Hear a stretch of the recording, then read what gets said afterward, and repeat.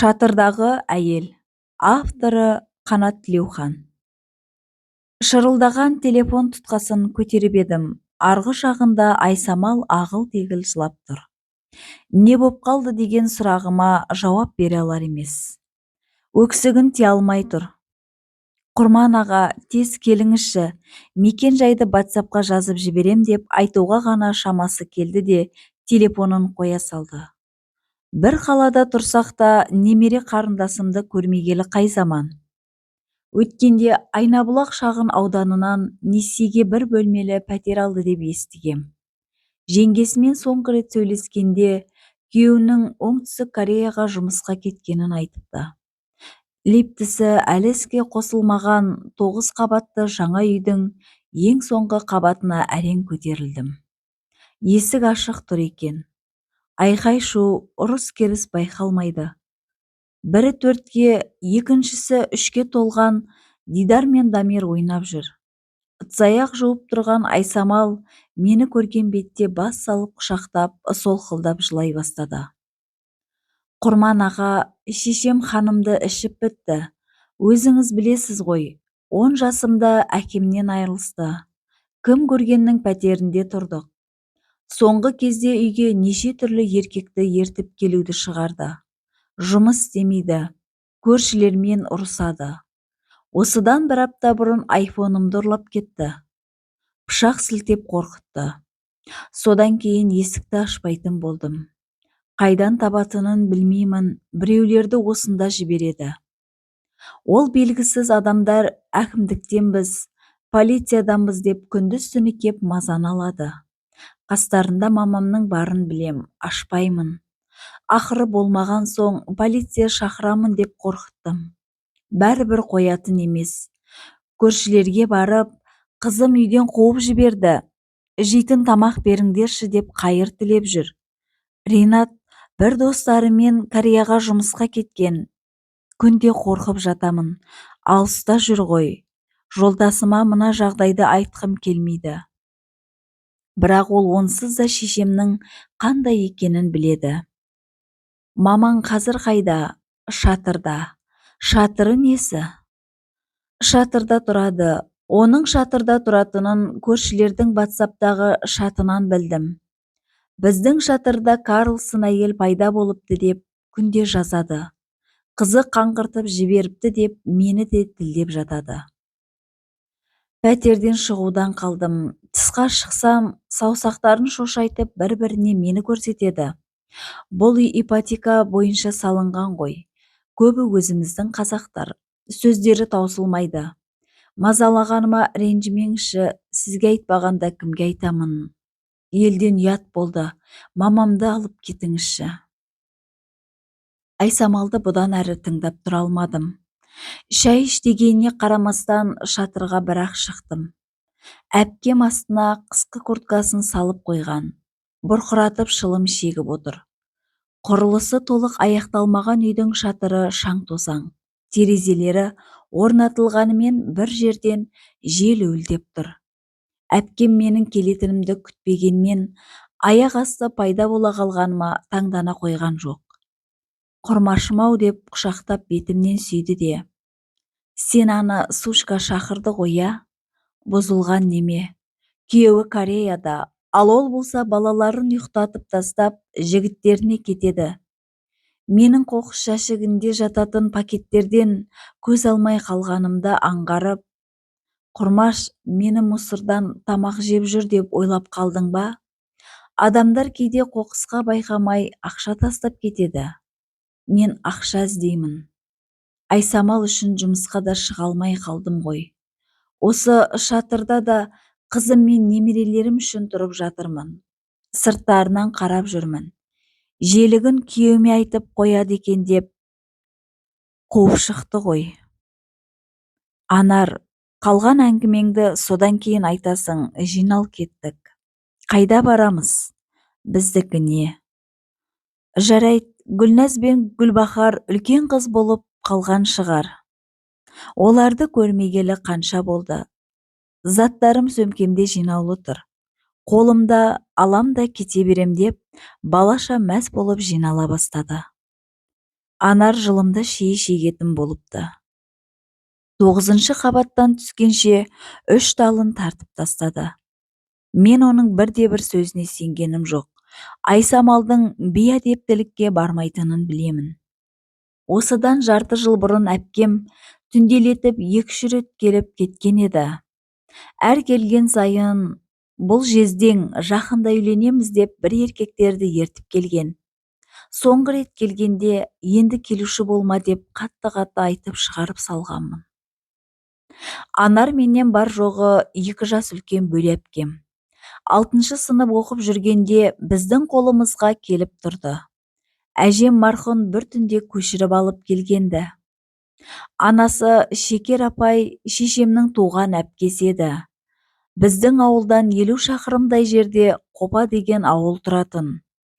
Әкесі Берікбол аға арақты қатты ішетін. Ұзақ жылдары совхозда трактор айдаған. Үйдегілердің айтуынша жас күнінен жынды суға жақын болыпты. Совет үкіметі құлап, жұрт жаппай жұмыссыз қалғанда араққа тіптен салынып, үйіндегісін тауысып ішуді де шығарыпты. Ет дейсің бе, ұн дейсің бе, қысқасы қолына түскенін алып сатарларға апарып араққа арбастай берген ғой. Онымен қоймай отбасының берекесін алып, қатыны мен кішкентай Анарды да ұруды шығарған. Біздің үйге талай қашып келуші еді. Кейде көрші аудан орталығы Сарқанттағы қайын жұртына барып жататын. Анамның айтуынша күйеуінің таяғынан шаршаған Шекер апай әскерден келген ұлына көзінің жасын көлдей ғып мұңын шағыпты. Әңгіме бұлай болған ғой. Бөле ағам әскерден келгенде ауылдың жігіттерімен аман есен оралғанын тойлатады. Ол думан бірер аптаға жалғасады. Содан шешесі байқұс, балам, мына арағың не? Әкеңнің ішкені аз ба? Сені 2 жыл әскерде болғаныңда әкең көрсетпегенді көрсетті деп, бар көрген қиянатын жайып салады. Бойында шайтан судың оты бар Жомарт әкесімен байланыса кетеді. Берікбол аға да қызып алған, ұлымды өзіме айдап, салғаның не деп Шекер апайға жүгіріпті. Ақыры араққа тойып алған әкелі бала төбелесіп, соңы өліммен аяқталады. Жомарт әкесінің басын балтамен шауып тастапты. Содан әскерден жаңа келген Жомарт 10 жылға сотталды. Ағам үйдегілермен қаталмасып тұрды. Бірақ түрмеден босап шығатын жылы түсініксіз жағдайда қайтыс болды. Ал Шекер апай көшіп келген жылақ бір түсініксіз ауруға шалдықты. Апталап, тіптеп, айлап кісі баласымен сөйлеспей, меңірейіп отырып алуды шығарды. Талдықорғанға апарып дәрігерлерге көрсеткенде жүйке жүйесі бұзылған, миында ауытқу бар деп ауруханаға жатқызды. Бірақ ем қонбады. Алғашында жазылғандай болғанымен, бірер айдан соң дерті тіптен қозып, жындыханаға қайта түсті. Әкем мен туған жылы дүние салыпты. Әкемнің туған достарын ер жеткенше көрмедім. Неге екенін білмеймін, әжем жарықтық шешеме олар жайлы айтуға тыйым салатын. Көнбіс шешем анасының айтқанынан аса алмайтын. Бір әкеден тараған Шекер әпкесі екеуі ғана. Сондықтан апалы сіңлердің балалары бөледей емес, туған бауырлардай бір үйде бір-бірімізге жақын өстік. Анар туған әпкем Нұргүлмен түйдей құрдас екен. Бетінің қан сөлі жоқ мүсәпір қыз айналасына үрке қарайтын. Неге екенін білмеймін, Нұргүлге емес, маған жақын болды. Екеуміздің төсегіміз қатар тұғын. Ата-анасы мен ағасын ойлап түнімен жылаушы еді. Оның үстіне қуға ұстамай, үнемі бұтына жіберіп қоятын. Таңертең әжем ылғи тұра сала, Анардың көрпесін жұлып алып, ой шыжың қаншығай, тағы да бұтыңа сүйдің бе? Үйдің бәрін сасыттың ғой. Ағасы туған әкесін өлтірген қаныпезер, өзі дардай қыз болса да бір шыжың кегір. Марқұм әкесі алқаш еді ғой. Алқаштан қайбір оңған бала туыш еді деп, үйді басына көтеретін. Анар әрбір таңды қорқынышпен атыратын. Одан қалса Нұргүл шыжың-шыжың деп, балалар өзіміз қалғанда үнемі мазақтайтын. Анар Нұргүлге қарсыласа алмайды. Нұргүл әжесінің баласы болып өсті ғой. Қайбір жылы Нұргүл Анар үшеуміз қолымызға гүл алып мектепке бардық. 1 қыркүйек біз үшін қашанда қуаныш. Өйткені жаңа киіммен мектепке бару өзінше бір мейрам. Әйтсе де анам үнемі бір өлшем үлкен киім алып беретін. Жылдан жылға жаңа киім алуға ақша жоқ. Келер жылы да киесің осыңды деуші еді. Баласың ғой, ол сөз қаперіңе кіріп те шықпайды. Бірақ сол жылақ ол киімдердің тоз-тозын шығарып тастайтынбыз. 1 оқу күні оқушылар сабақ оқымайды емес пе? Салтанатты жиыннан кейін ойнап кетсек керек. Балалардың соңынан Анар екеуміз оқулық алмақ болып кітапханаға келдік. Кітапханашы Хадиша апай мен еден жуушы Раушан тәте бейхам шай ішіп отыр екен. Қызу әңгімеге кірісіп кетіпті. Керек кітаптарыңды өздерің тауып алыңдар деп дастархан басынан қозғала қойған жоқ. Әсілі әйел заты өсекші келеді ғой. Әсіресе біздің ауылдың қатындары. Үлкен кішіге қарамай өсектейді.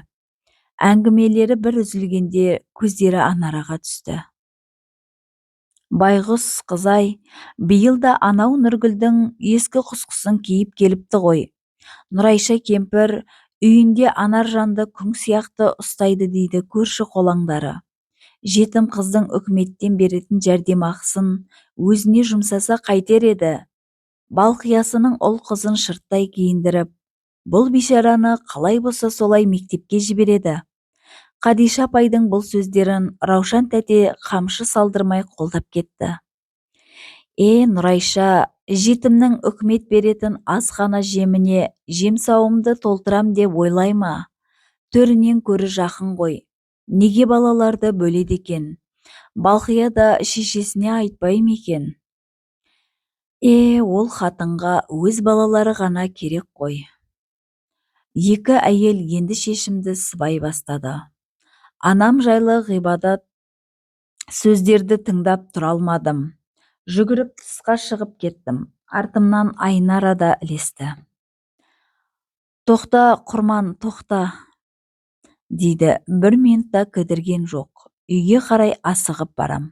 Барлығын анам айтып бергім келеді. Тіләші әйелдердің жазасын шешем беру керек деймін, іштей булығып. Неге анама араша түсіп, ана өсекшілердің аузын жаппадым деп, өзімнің жасықтығыма да жыным келді. Анар мені орта жолда қуып жетіп алды. Ентігін баса алмай, жыламашы, Құрман, жыламашы деп, мені бас салып құшақтады.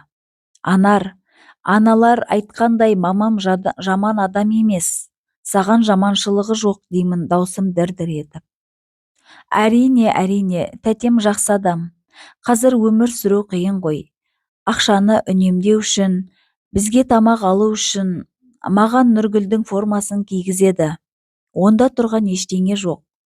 Нұргүлдің дене бітімі менен үлген болғандықтан, оның былтырғы киімдері маған жақ. Егер Нұргүлдің бойы менен кіші болғанда, менің киімімді ол киетін еді деп, Анар жылы шыраймен езу тартты. Иә дегендей басымды изеп, Анарды мен де құшақтай түстім. Бір кезде көз жасымды сүртіп, бөләпкеме қарасам, үстіндегі Нұргүлдің былтырғы мектеп формасының өңі кетіп қалыпты. Кітапханашы апайдың сөзі есіме қайта түсіп, көзіме тағы да жас үйірілді. Анар, келесі оқу жылында мамам саған міндетті түрде жаңа киім кешек алып береді. Сөмкеңде жап-жаңа болады дедім, жылай жаздап.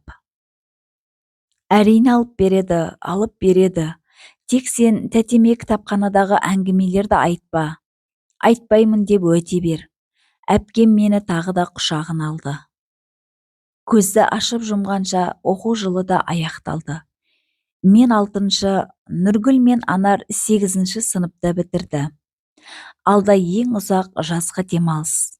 1 қыркүйектен кейінгі оқиғадан соң Үлкендердің Анарға деген көзқарасын бақылаумен болдым. Әжемнің Анарға деген салқын қабағынан биыл да жаңа мектеп формасын алып бермейтінін аңғардым. Сол жазда ауылға Талдықорғаннан темір-терсек алатындар келе бастады. Олар алюминийдің келісін 20, мыстың әр келісіне 50 теңге беретін. Ауылда бала біткен совхоздың ескі гараждарынан бастап, көл-қоқысқа дейін қопарып, алюминий мен мыс жинауға кірісіп кеткен. Биыл Анар қайткен күнде де 1 қыркүйекке жаңа формамен баруы тиіс. Жалынып жүріп, бөле әпкемді темір-терсек теруге көндіріп алдым. Нұргүл бізге қосылған жоқ. Ол анама ілесіп, Үштөбеден келген корейлердің жуасын шөптеуге кірісіп кетті. Анар екеуміздің жазғы жұмысымыз ауыр болған жоқ. Мамам мен Нұргүл сияқты шыжыған күннің астында арам шөппен алыспаймыз. Түске дейін темір-терсек іздейміз. Кешке таяу үйге ораламыз. Мен бірден еміп қоймасын деп табын келмей бұзауларды іздеуге шығамын. Ал Анар кешкі тамақты әзірлеуге кірісетін. Ауыл аймақ болып қу темірдің соңына түскен соң көп кешікпей жердегіні тауыстық. Бірақ ешкімнің миына кіріп шықпаған ой маған келді. Ол жылдары электр жарығы мүлдем өшіп қалған болатын. Аудан орталығы Қапалдың өзі де жарықсыз қалғанды. Бағаналардағы сым темірлерді алу керек дедім де бір күні Анарға құпия жоспарымды ортаға салып.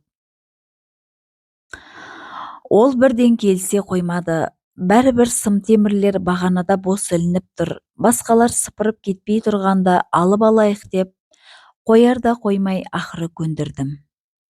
Бірақ бағаналарға сен емес, мен шығамын деп шарт қойды бөле әпкем.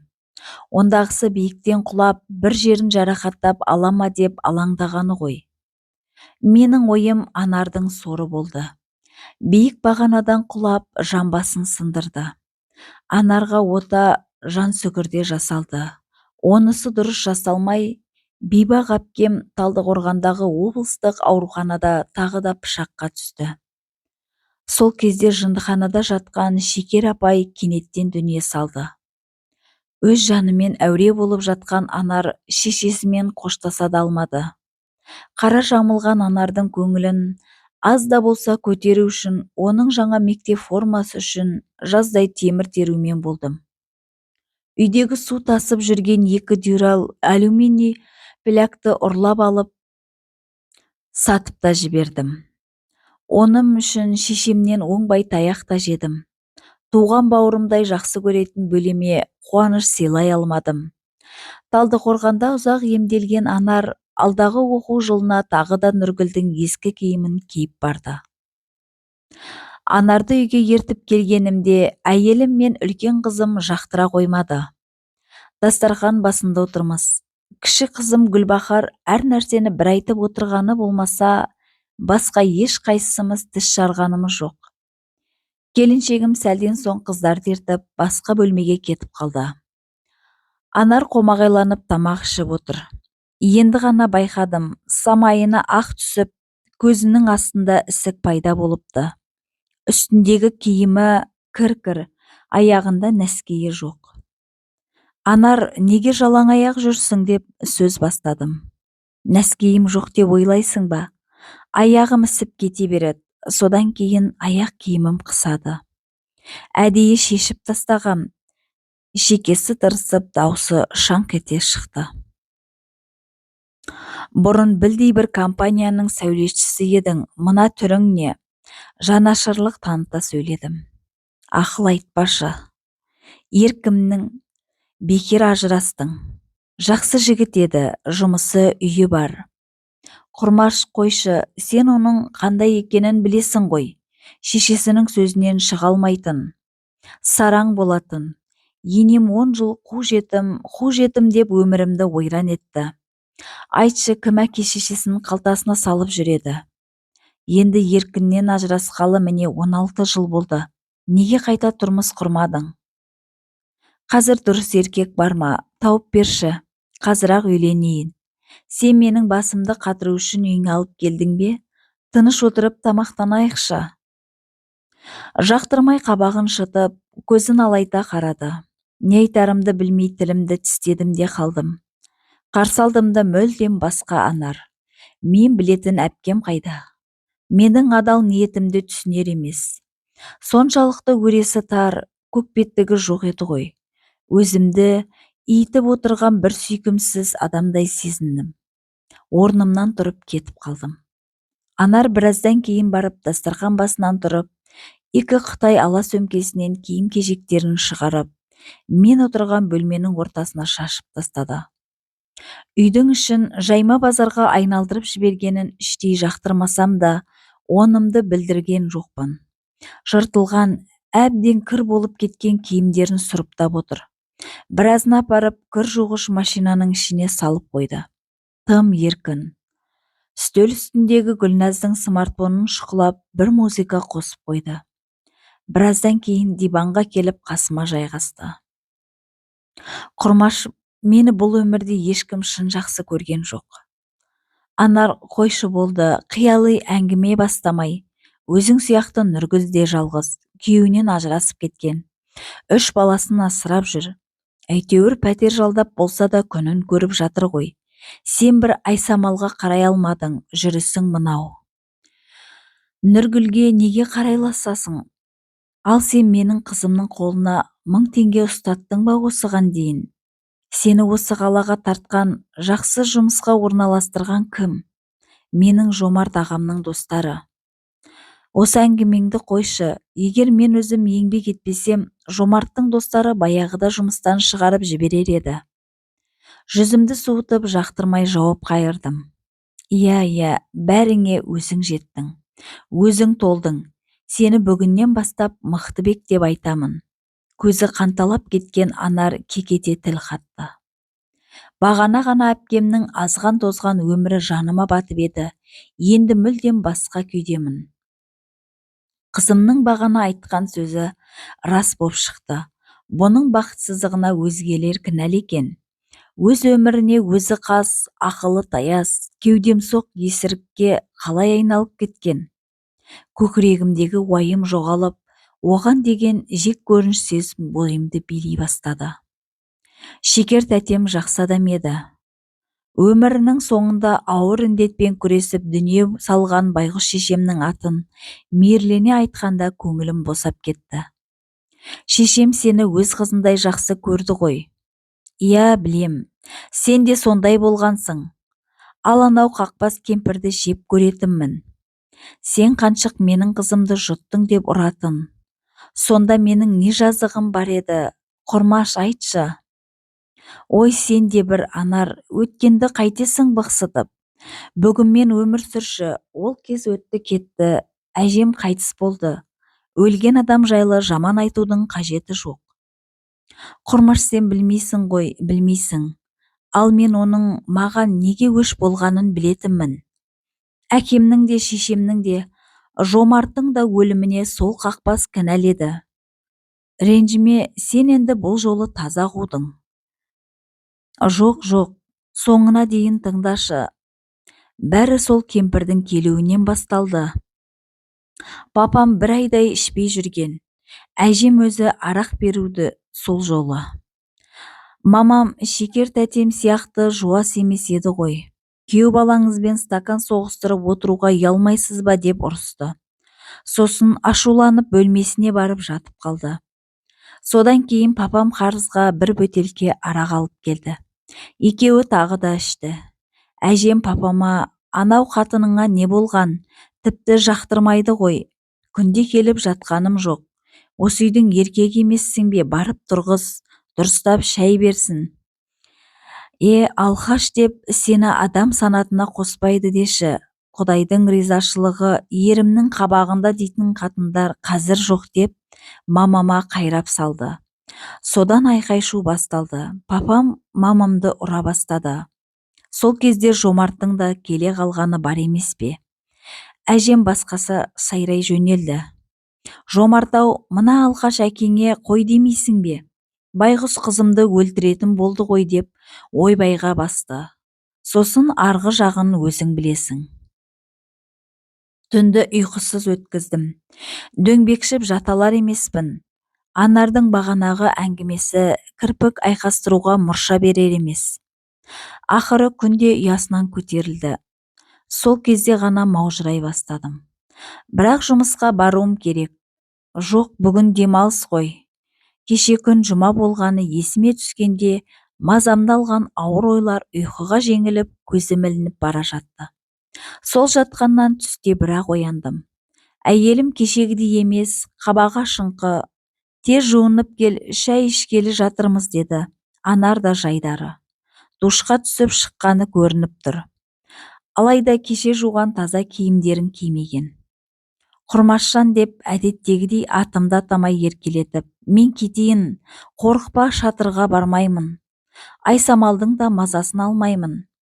Өзі білсін не істесе де. Кеше біздің үйде біраз тұр дедің. Олай болмайды, жұмысқа шығамын. Қазір жұмыс көп қой, көлік жуушы болып та жұмыс істегенмін. Білесің ғой мені, бала кезде де жұмыстан қашпайтынмын. Айтпақшы, намаз оқығым келіп жүр. Шіркін, мешіт салса ғой. Бір имамға үйленген дұрыс деп ойлаймын. Мешітте ақша көп болады екен. Осы Алматының талай мешіттерінде қондым. Ол жерде жақсы адамдар көп, тамақ береді, киім-кешек те береді. Ұйқым дұрыс болмағандықтан ба, басымның мыңғы-дыңғысы шығып, түк те түсіне алмадым. Әйтеуір іштей кетемін дегенін құптап тұрмын. Әйелім де мәз. Анар кеткелі арада 2 апта өтті. Телефонымды жоғалтып алдым деген еді. Бәрібір бір үмітпен бірнеше рет хабарластым. Ала алмадым. Қараша соңы қарға ұласып күн суытты. Аяғына киіп жүргені жазғы аяқ киім еді. Қайда жүр екен? Өткенде тергеушідей сұрақтың астына алып, аяғында құр ақылды айтып жібергендей болдым-ау. Ішіндегісін айтып ақтарылғысы, сырласқысы келді. Іштей жиырылдым да қалдым. Қолына 3000 теңге бердім де тез қоштасуға асықтым. Айсамалға хабарласып ем, аға, уайымдап қайтесіз? Ол өлмейді, өзі сияқты біреулерді тауып алып, солармен жүрген шығар деді. Мен қазір Айсамалды да түсінуден қалдым. Әрине өзімді де. 11-ші сыныпты бітірген жылы Талдықорғандағы құрылыс колледжіне түскен едім. Анар қалаға үйренгенше 1-ші жыл біздің қасымызда бол деп жатақханаға жібермей қойды.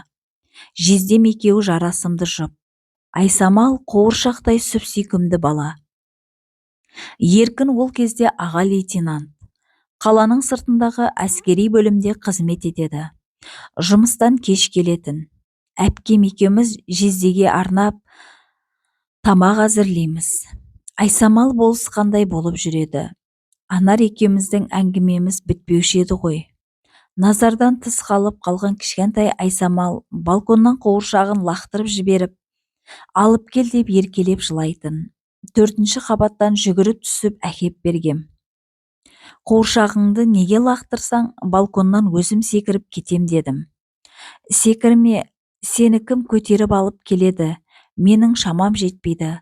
Ал мамамның қолы бос емес, тамақ істеп жатыр деп шыр-пыр болатын. Біз күлетінбіз.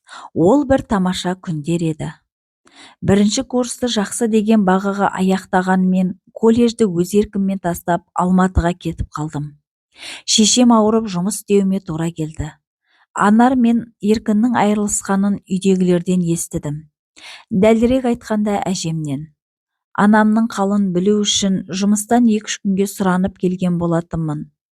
Кешкі ас үстінде әжем, Талдықорғандағы қыздарға соқпадың ба деді. Жоқ, Үшаралдың автобусымен тіке өтіп кеттім деп жауап қайырдым.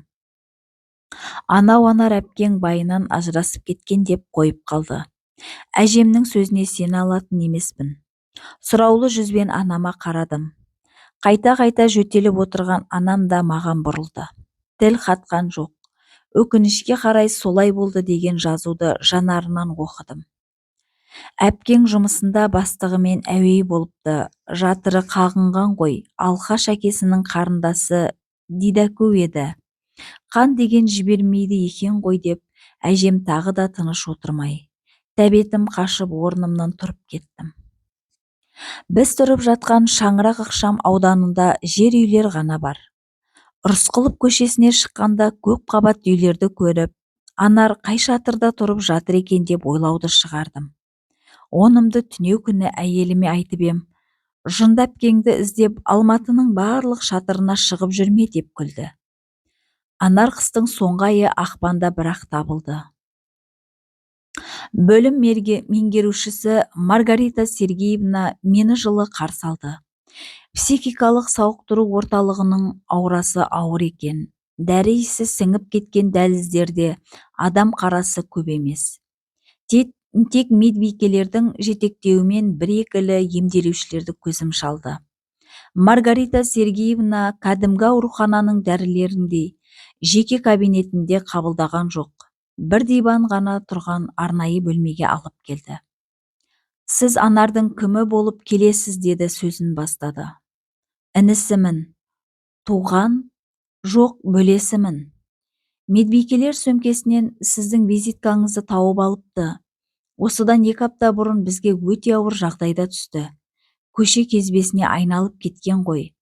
Қайта Құдай айдап, әпкеңіз Қазыбек би көшесіндегі қалалық жедел жәрдем ауруханасына барыпты. Беліне шағымданыпты. Құжаты болмаған соң ол жақтағылар қарамаған ғой. Әпкеңіз айқай-шу шығарып, қабылдау бөліміндегі медбикеге қол көтерген. Терезесінің әйнегін сындырған. Олар арнайы бригадамен осында алып келді. Қазір қалай? Уайымдамаңыз, жағдайы жақсарып қалды. Әзірге толық диагноз қойғанымыз жоқ. Бірақ алдын ала болжамдар бар. Әпкеңіз кеше ғана ауруға шалдыққан жоқ. Басынан қандай да бір қиын жағдай өтіп еді. Мен қысқаша Анардың өмірін баяндап бердім. Бәсе, өзім де солай ойлап едім. Бала кезінде психикалық травмаға алған екен ғой. Сол кезде психологқа бару керек еді. Соңғы рет көргенде жүріс-тұрысынан сөзінен не байқадыңыз? Желігі басылмай кетті ғой. Аузымнан бұл сөздің қалай шығып кеткенін байқамай қалдым. Сіздер еркектер ондайды кешіре алмайсыздар, намыстана қаласыздар. Дәрігердің бұл сөзін жақтырмадым. Оным бетіме шығып кетсе керек, Маргарита Сергеевна қоштаса бастады. Ұзақ жатама дедім сасқанымнан. Бізге осы айдың 6 күні түсті, толық 1 ай емделеді, содан кейін дәрілерін беріп үйге отпускіге жібереміз. Аптасына 1 рет алып кеп тұрасыз. 2 аптадан кейін жағдайына байланысты көреміз. Қазір біз медбикені жіберем. Әпкеңізбен жолықтырады, сау болыңыз деді де кетіп қалды. Көзі қысыңқы келген, ет жеңділеу, жасы шамамен 50-де асқан медбике ілесіп әйелдер бөлмесіне кірдім. Есік арнайы кілтпен ашылады екен. Ұзын дәлізде 10 шақты әйел ары-бері теңселіп жүр. Мені көргенде барлығы кілт тоқтай қалды. Бейне біреу бұйрықпен тоқтаңдар дегендей. Маған меңірейіп қарап, біраз тұрды да қайта қозғала бастады. Теледидардың даусы шығып тұрған бөлмеден қалың көзілдірік таққан, ыржалаң еткен бір орыс әйел шығып, қасыма жетіп келіп тергей жөнелді. Кімге келдіңіз деймін, неге үндемейсіз? Анарға. Кімі боласыз? Інісімін. Бәрекелді, танысып қоялық. Атым Ольга Павловна. Әпкеңіздің адвокаты боламын. Біздің керемет жоспар бар. Сараң жездеңіз ажырасқанда пәтерін шешесінің атына жазып жіберген екен ғой. Соны алып беремін. Сіз біздің командамызға кіресіз ғой. Не айтарымды білмей састым. Жүзіне зер сала қарадым. Қалың көзілдірікпен жанары көрінбейді. Аузы бір жағына қисайып кеткен екен. Я, дей бергенім сол еді, тағы біреу келді. Әукесі шығып кеткен толық денелі қыз бала. Қанша мол денелі болғанымен бет жүзінен 30-ға толмағаны көрініп тұр. Ағай, мен сурет саламын, көріңізші. Тез көріңізші, қазір медбикелер көрсе тығып тартып алады. Өзін Әлиямын деп таныстырған қыз киімімен тартқылай бастады. Оның суреттерін көремін дегенде 3-ші бір әйел келіп темекі сұрай бастады. Бұл үшеуінен мені бағанағы медбике арашалап алды. Барыңдар бөлмелеріңе деп айғай салды. Көзі қысыңқы келген әйел. Үшеуі зып беріп келген жақтарына тайды. Бірер минуттан кейін тәбішкесін сөретіп Анар келді. Екеуміз кездесу бөлмесіне кірдік. Үстелге алып келген тамақтарымды шығардым. Алайып бір қарады да басын изей амандасқандай болып тамақ жей бастады. Еден жуып темекі тауып жүрмін, шылым алып келмедің бе деді басын үстелден көтермей. Қалтамдағы жарты қорап темекімді үстелдің үстіне қойдым. Аузына қасықпен тамақ салып, екінші қолымен кенттің пачкасын қалтасына салып алды. Көрші үстелде қызына тамақ беріп болып, ыдыс-аяғын жинай бастаған жас 60-тағы әйел адам селлофон пакетті сытырлата бастады. Анар әлгі кісіге жалт бұрылып, пакетіңді сатырлатпай жина, қазір мына қасықпен көзіңді шұқып аламын, деді айғайлап. Бағана Маргарита Сергеевна не айтса да қарсы сөйлемеңіз деп ескерткен. Үндемедім. Көрші апа да сөйлеген жоқ. Тек бағанағы көзі қысыңқы медбике жетіп келді. Анар, тыныштық па, не боп қалды, деді жымиып. Тыныштық, тыныштық. Несі тыныштық? Мен мына жерден қашан шығамын? Қайда асығасың? Дұрыстап емделіп ал, деп медбике Анардың ақырын арқасынан сипап қойды. Жұмыс істеуім керек. Наурыздың 10 күні қызымның туған күні. Сыйлық жасауым керек. Емделіп шықсаң, қызыңа сол да сыйлық. Оныңыз рас, дегендей әпкем басылып қалды. Тойдым дегендей алдындағы тәрелкені бір жаққа ығыстырып қойды да, мені бір жағынан жынды қылған Айсамал ғой. Әкемнен айырдың, үйсіз өстім деп ылғи миымды жейтін. Тіл қатпадым. Әпкем екеуміздің қып-қысқа бірге отырған осы сәт мәңгілікке айналғандай. Тұман арасында аласұрып жол таппай тұрған жолаушыдаймыз. Ол ауыр күрсінді. Бұдан әрі үнсіз отыруға болмайды, дейді ішкі даусым. Анар, бәрі жақсы болады. Дәрігермен сөйлестім. Ертең-ақ емделіп шығасың. Жоқ, бұл жолы әпкемнің даусы баяу шықты. Мені өзіңмен бірге алып кет. Мына жерде мен адам болмаймын. Білесің ғой, мамамның да осындай жерде қайтыс болғанын. Айсамалға да, сенің үйіңе де бармаймын. Мен шатырда тұра берем. Анар көзінен жас аққан, мұрнынан тамған сораны елестей емес. Анар көзінен аққан жаспен мұрнынан тамған сораны елейтін емес. Солқылдап жылай берді. Соңы